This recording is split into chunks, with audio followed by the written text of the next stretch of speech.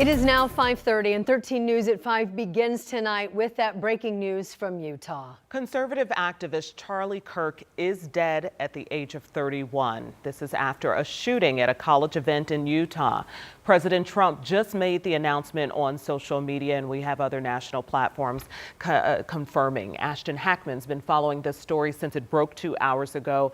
And Ashton, can you share the latest information we've learned? Yeah, well, President Trump announcing Kirk's death, saying, quote, "He was loved and admired by all, especially me, and now he is no longer with us," end quote. This shooting happened at Utah Valley University, a college campus south of Salt Lake City. If you don't know, Charlie Kirk was a right-wing activist and well-known media personality. He's known for starting Turning Point USA, an organization promoting conservative viewpoints, especially on college campuses. Kirk was at UVU Wednesday for the first stop on his American Comeback Tour. A spokesperson confirmed Kirk was shot during the event and died from that shooting. He was initially hauled away in critical condition. Now, as you can see, the event area that he was at, it has since cleared out. Right now, police say a suspect is not in custody. Here's what a woman said she saw and heard. I knew it was a gunshot tucked behind the corner, and then I saw all the crowd running as fast as I could. Now, we are starting to get reaction from politicians on both sides, including Hoosier lawmakers. These are just some of the statements we have seen. We're, of course, waiting for many of these politicians to update their statements. These were made earlier in the day when we didn't know his condition. Both Indiana Senators Todd Young and Jim Banks have reacted, asking for people to pray for Kirk and his family. It's similar to the statements we've seen by Indiana Governor Mike Braun. Now, Anne-Marie and Felicia, Kirk was supposed to be at IU coming up next month as part of this tour. We have reached out to Turning Point USA, the IU chapter there, who works with Kirk. They are working on a statement for us, and we're hoping to have their reaction later today coming up at 6. So just it's obviously touching college campuses, including here in Indiana. Yes, and such a difficult time for this young man. His wife and 2 children are surviving and now grieving his loss. All right, thank you so much. Thank you, Ashton. We are following more breaking news right now tonight at 5:32. At least 2 students now in critical condition.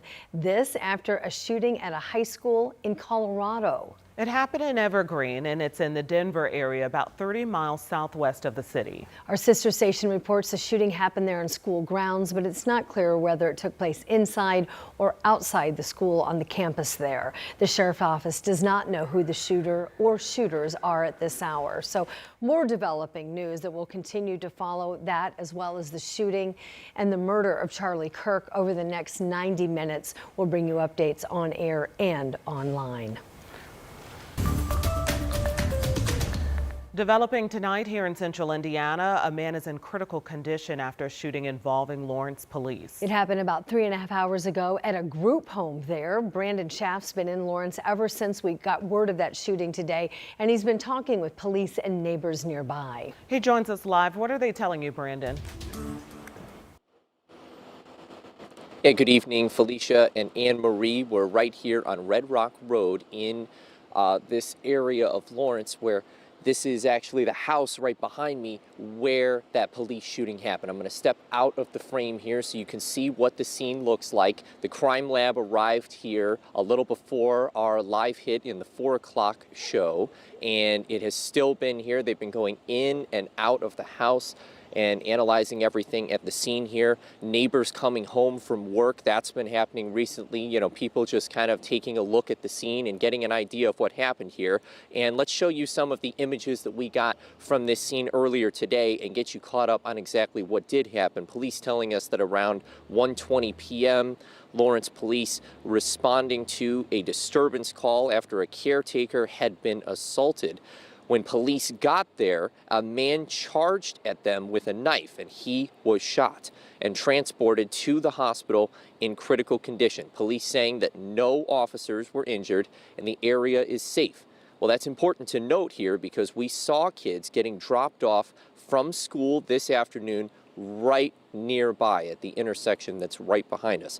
Well, I spoke with a mother who was waiting to take her son home when he dropped off from school. She lives right up the street and says that this is usually a quiet neighborhood.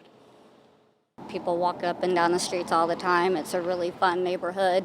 For Halloween, we do a whole bunch of family stuff, so this is kind of a shock to see cops everywhere and hear that there was a shooting. And Wash says that she wanted to be there when her son was getting picked up because, this was a pretty scary situation for a kid who's just getting dropped off from school to see a crime scene not far away from their home. His mom just wanted to make sure that he was all right and had a little bit of supervision getting back home right up the street. And we'll continue to give you updates on everything from out here in Lawrence. But for now, we'll send it back to you guys in the studio.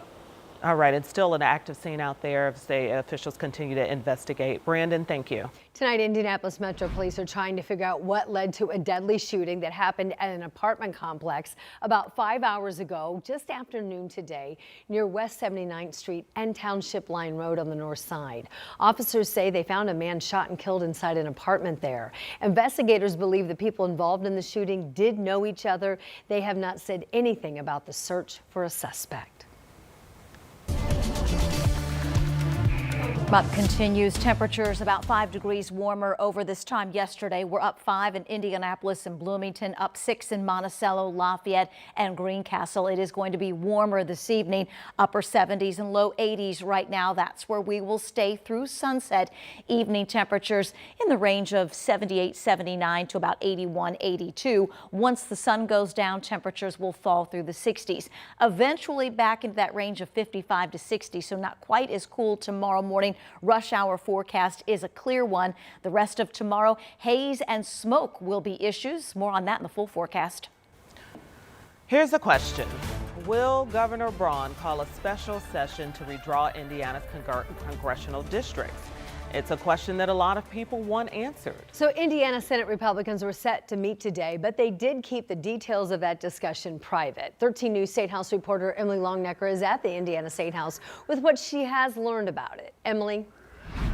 Yeah, while details of today's meeting between Senate Republicans have not been released, we do know how some Americans feel about mid-decade redistricting, thanks to a new poll. The nonpartisan grassroots organization Common Cause released a survey showing 60% of Americans oppose mid-decade redistricting. They recognize it for what it is, a partisan power grab, no matter if it's happening in a Republican state, a Democrat state. They just recognize that it's breaking the rules and shouldn't be done. Common Cause recently surveyed 2,000 registered voters across the country, Republicans, Democrats, and independents, along with up to 500 registered voters in 5 states, both red and blue. Their survey also found 77% of voters across the country think when it comes time to redraw congressional districts, a bipartisan group of citizens should be the ones doing it, not lawmakers, something Common Cause also supports. The public recognizes that both Republicans and Democrats abuse this process when they are allowed to. I think when people realize that an independent commission is more likely to look out for the community's interests and the people's interests rather than just the politicians' interests, that's what people favor. Paul Helmke's the former Republican mayor of Fort Wayne, now an independent and IU professor. I think the simplest one would first of all be say that we don't do mid-decade redistricting. According to the Common Cause survey, 64% of Republicans and independent voters favored a ban on mid-decade redistricting. And 60% of those who said they voted for Donald Trump in 2024 said they wanted Congress to enact that ban. As our polling shows, Hoosiers recognize this for what it is. We are rule followers in Indiana. We don't believe in changing rules in the middle of the game. How the game will end in Indiana, though, is still the question. And right now, the people calling the shots, namely Republican leadership and the governor, aren't saying. And coming up tonight at 11, we'll check in with some political science experts about where they say they see this all going and whether or not they believe we're going to see a special session here in Indiana. At the Indiana State House, Emily Longnecker, 13 News. House Republicans now are set to meet on Friday. And it's the impact of Senate Bill 1. While you are likely happy about the lower property taxes that bill brings, there are some central Indiana cities that don't like it, and they're sharing now the impact. Well, the Colts have turned the page and are now looking to the Denver Broncos in week 2. A lot of good things to talk about, but I'm going to focus on the rookie tight end Tyler Warren coming up in 13 Sports.